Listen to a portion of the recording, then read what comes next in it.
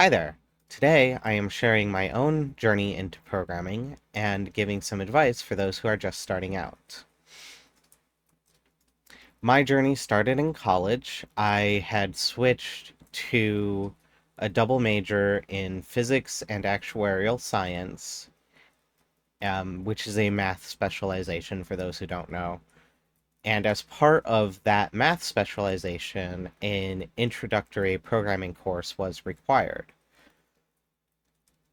I decided to take the one that taught C++. The other option was Visual Basic. And I ended up doing so well that one day the teacher pulled me aside and asked if what my major was, where I was planning to go, and suggested that I take more programming courses. So when I realized that I never really learned calculus and that that knowledge was a necessary foundation for both actuarial science and physics, I decided to switch majors again and just go into computer science. Computer science courses for me ended up being easy even at the 400 level. So it was a pretty obvious choice in the end, and I did end up graduating with that degree.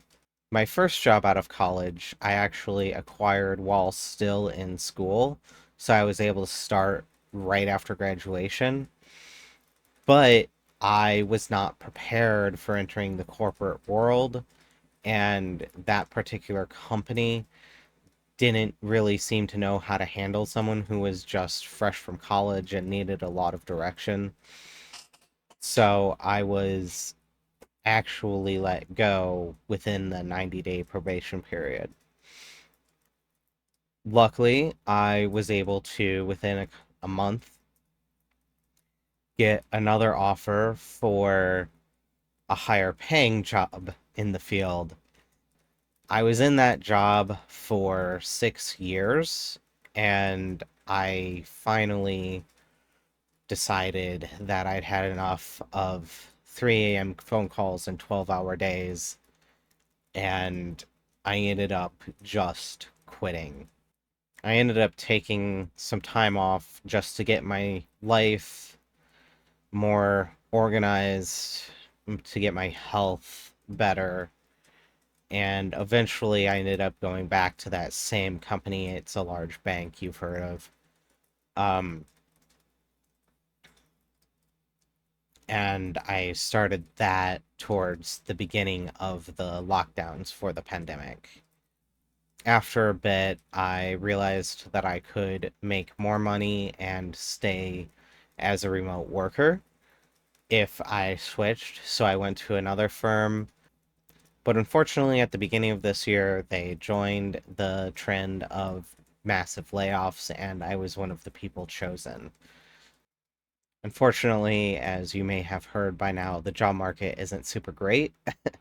So, despite my best efforts, I'm still unemployed. But I've been doing my best to make a go of freelancing and other ways to bring in income that do not require me to rely on an actual boss. Anyway, I do have some advice that I do think is helpful for anyone starting out on their programming journey. I see two obvious paths. One is people who are going the college route, like I did. The other is people who are just completely self-taught. There's sort of an in-between path where you're doing a coding boot camp, but I'm less familiar with that route. Um, and some of the advice that I have applies no matter how you are approaching this journey. Real quick, just before we get into this part, I do want to be clear that there should be no shame towards any of these paths. Being self taught is every bit as valid as taking college classes, especially in things like this where it is a skill. Um, there's not really anything that you can get through academia that you cannot get outside of it.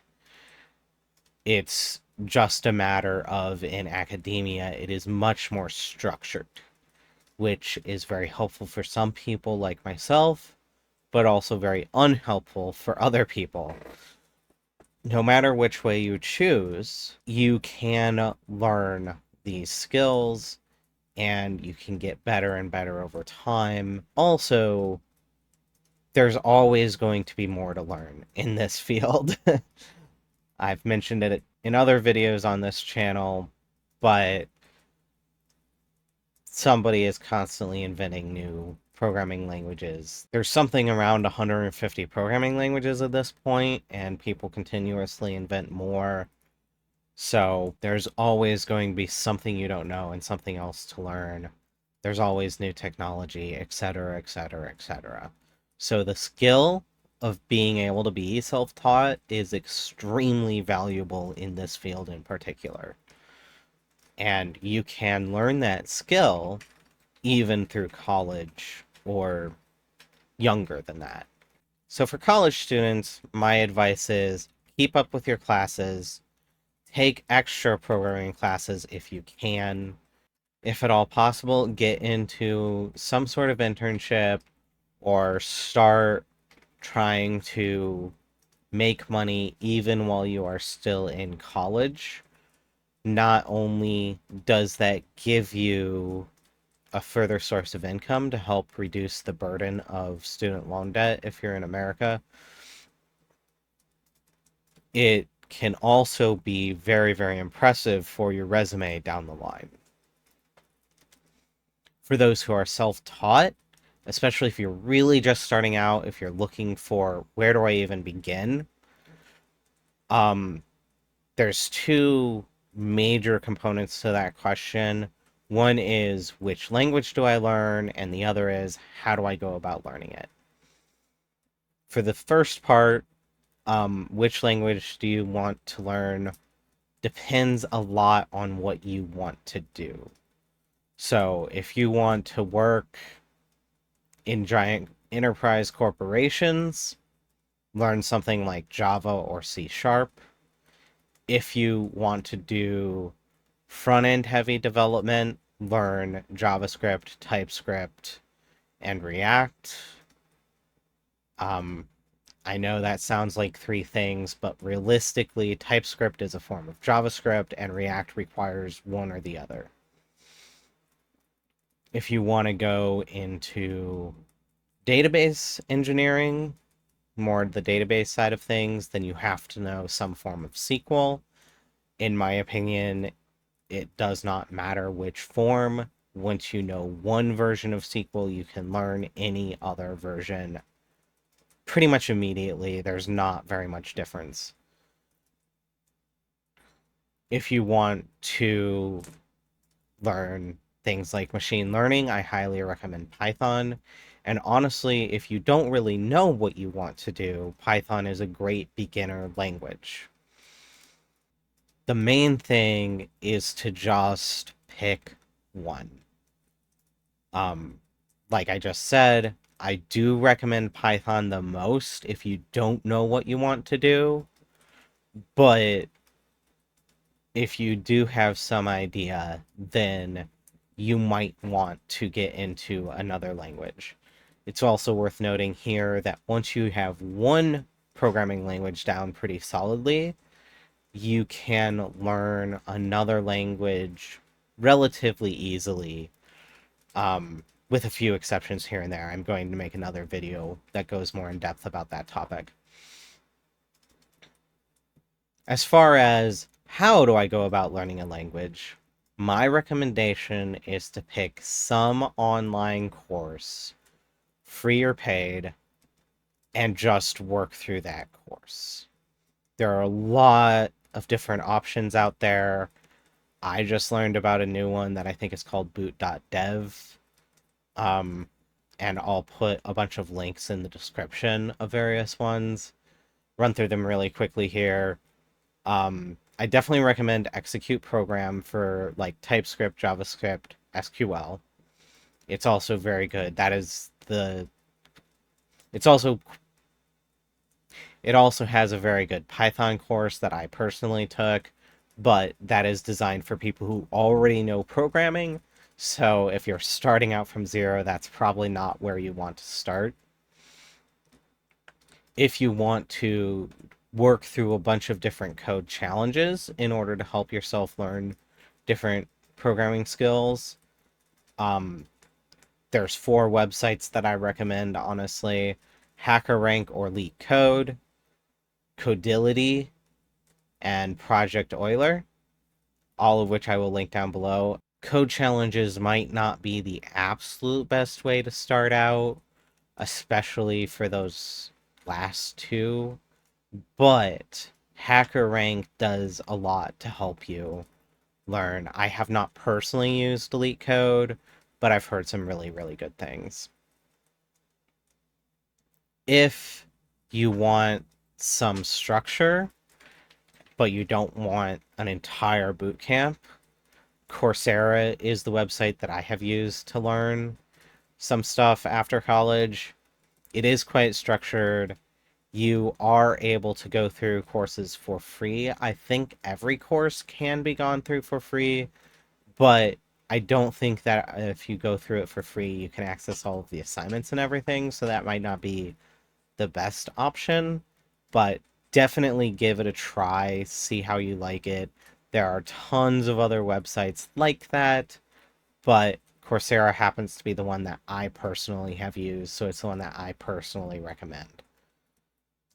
Not sponsored, any of these.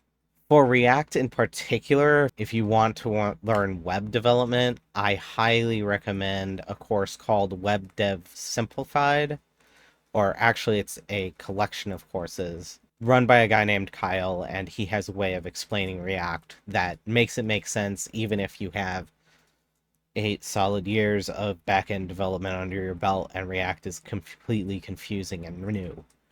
Um, so I highly recommend that course. And again, I'll link to all of these in the description. Also, if you want to hire me as your personal tutor or mentor, um, there is a link in the description for that as well. You can set up a session on my calendar and we can see how we want to build out your particular tutoring or mentorship. No matter which path you're going down, whether you're a college student or completely self-taught, any progress is better than no progress. Even if you can just do one code challenge every week, you will learn more than someone who does one every month. If you do one every day, you will learn more than someone who does one every week. But even one every month, you will learn more than someone who doesn't do them at all. I think that being persistent is more important than being consistent, because to me, consistency means every single day without fail. Whereas being persistent means even if I miss a day, I don't let that ruin everything. I continue. I try again the next day. I let myself have a bad day. This is a general habit forming advice at this point. It applies very, very widely, but it really is important, especially if you struggle with consistency. Don't let that stop you. Be persistent. Do your best not to miss 2 days in a row. But if you keep trying and you keep at it and you make progress little by little by little, that will add up hugely over time.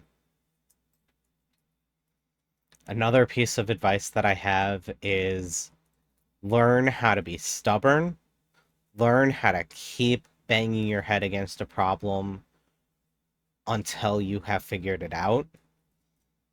But also, if you will find yourself getting to a point potentially where you are frustrated, and at that point you might not be able to make progress right now. You might just need to take a break.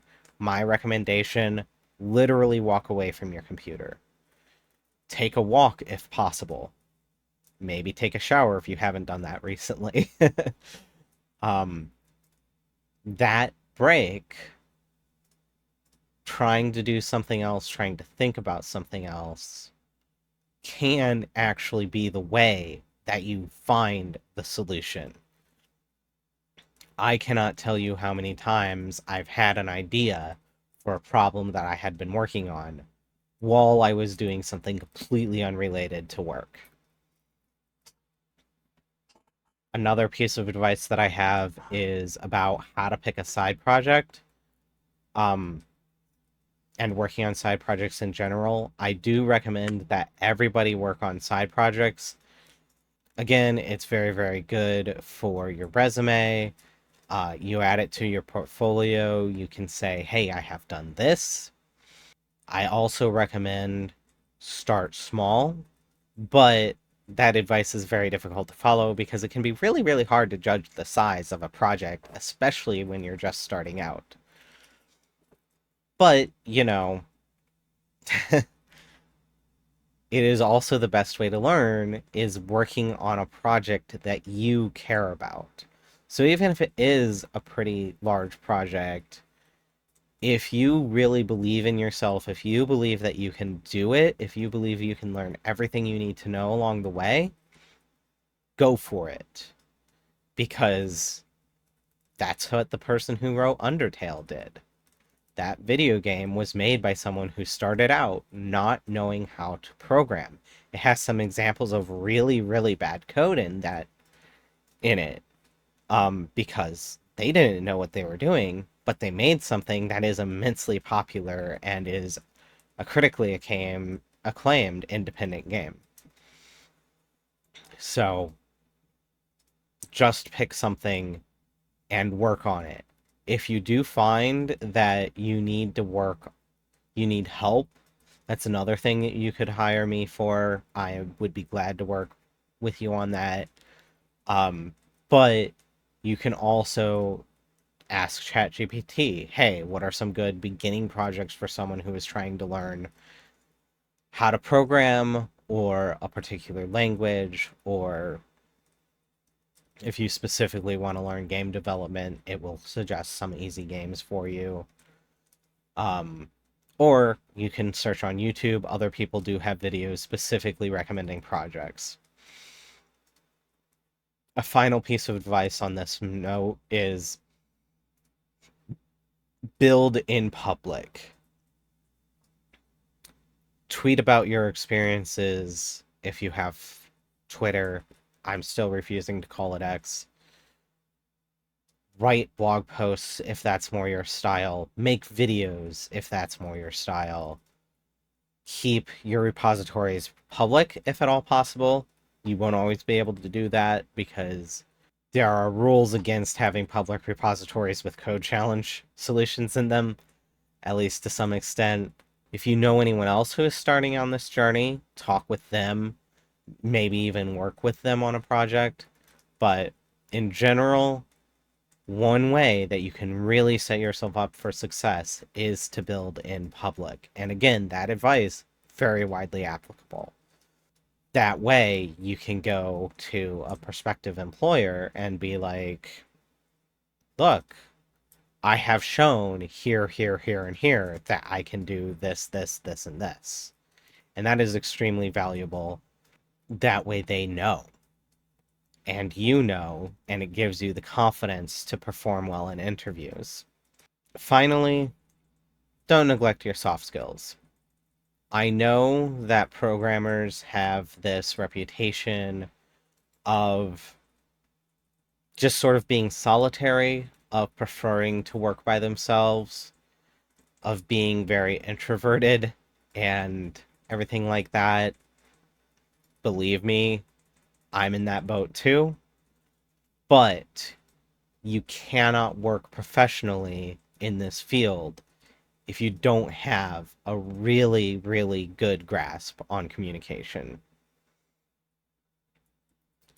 There are people who have been successful programmers who are just, the term is brilliant jerks, who they can do their work really, really well, but they make everyone around them feel awful.